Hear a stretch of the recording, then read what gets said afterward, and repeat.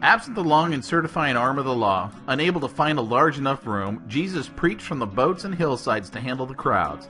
Still they came on to see what he would do next, perhaps for them. They got to where the Romans had to put him up on a cross so the entire world throughout all of history could see him too.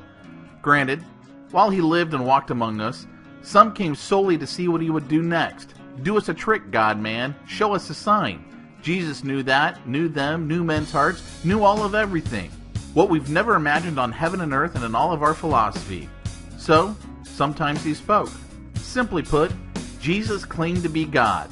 That's the religious reason he's up on that Roman cross, visible to all. Blasphemy. He claimed to be God, to be the one and only, he with whom we must deal to live in the kingdom. When Jesus said this, what happened? How did people respond? Christ's words get them dead. Like Old Testament prophets, stoned for getting it right, Jesus got it right and got the cross because of it. Take two examples, one early on and one at the end. In John 8:58, Jesus says, "Surely, truly, I say to you, before Abraham was, I am." Not I was, but I am. We know this is huge because in the very next verse, they're picking up stones to kill him. What's the big deal? The big deal is the big word tetragrammaton, the Hebrew designation.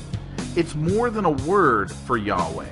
Jesus said he was that God, the one true God, and he knew what it meant, and he knew what it meant to others.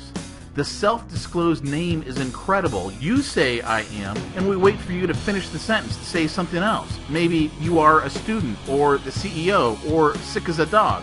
You and I need to say more if we say I am. The next word or words give specifics. Are you John, Paul, George, or Ringo? God goes further by not going as far. He just stops at I am.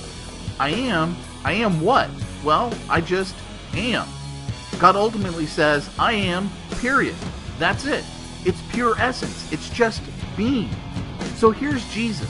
I am. It's amazing. He's saying, I've always been, always existed, never not existed, I'm always existing, which isn't even grammatical, but it is marvelous. Just 2 chapters later, he says he's one with the Father. In the very next verse, they're scuffling around on the ground looking for stones, the really heavy kind, to kill him. Today it can sound like no biggie. Fruitcakes claiming godhood aren't exactly unknown. Heck, most of us think we're God based on how we live and treat others. You may know Descartes' I think, so I am, more precisely, I am thinking, therefore I am. Well, Christ doesn't even have to think. He just am.